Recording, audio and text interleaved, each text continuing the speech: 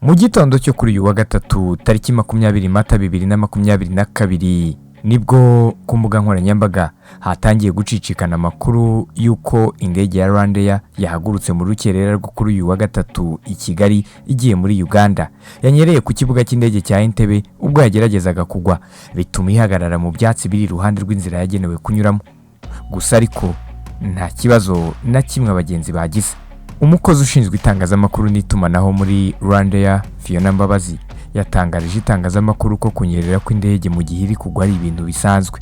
Ati biterwa n'ikirere kibi cyangwa se ubunyerere ku kibuga, atariko nta muntu wakomeretse, abantu bose bameze neza.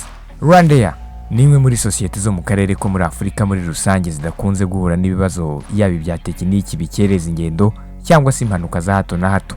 Nk'impanuka izwi yayo niyo ku itariki ya 12 Ugushyingo 2009 isaa 7:15 ubwo indege ya Jetlink Bombardier ya Canada ikoreshwa na RwandAir mu rugendo rujya Entebbe muri Uganda yakoreye impanuka ku kibuga cy'indege mpuzamahanga cya Kigali Kanombe.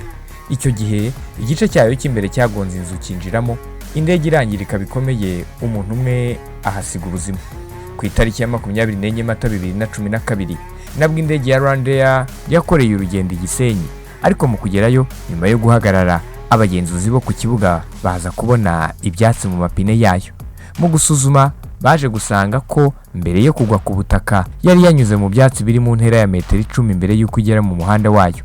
Icyo gihe abapilote babajijwe impamvu, basobanura ko ubwo indege yagabanyirizwaga umuvuduko yahise ikora hasi mbere y'uko igera mu nzira yayo.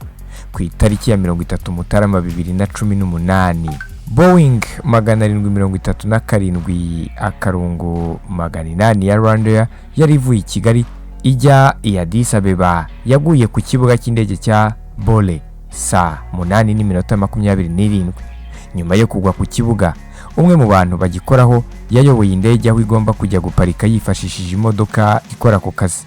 Indege yagiye guparika haparika izindi z'imizigo kuko hamenyerewe ho hari huzuye. Ubwo yageraga aho igomba guhagarara, wari uyiyoboye ayereka inzira yasabye ko ihagarara. Moteri yayo yazimye saa 8:45. Uwayerekaga inzira yagerageje gushyiraho ikigingi ku mapine yayo, hanyuma umupilote arekura feri nyuma yo kumenyeshwa ko ibigingi byashyizweho neza. Ya modoka yari yiyoboye nayo yahise ivaho iragenda. Hashize umwanya muto yagiye imbere buhoro buhoro, iragenda igonga ipoto ry'itara ryo ku kibuga cy'indege, yangirika kuri moteri ibumoso. Kugeza ubu nk'uko nabibabwiye ntangira, nta mugenzi n'umwe wigeze agirira ikibazo muri iyi mpanuka yabaye kuri uyu munsi. Simeonstizo muhumuza One Nation Radio, ijwi rya diaspora i Kigali. Iwacu Dignity Home Care.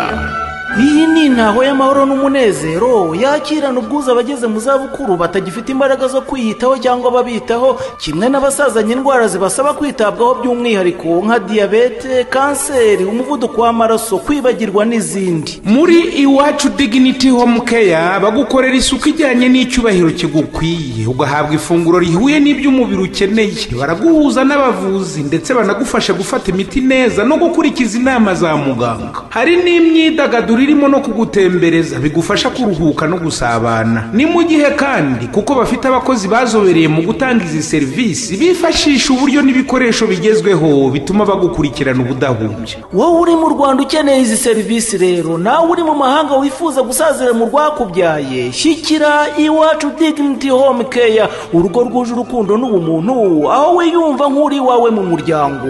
Niba wumva kandi wakwitabwaho uri wawe, izi serivisi barazikwegereza maze nawe uryoherwe n'ubuzima. Bakorera mu mujyi wa Kigali mu karere ka Gasabo mu murenge wa Jabana. Ukeneye ibindi bisobanuro wahamagara kuri 07793434 cyangwa se ugasura urubuga wa eshatu @iwachuhomecare.rw.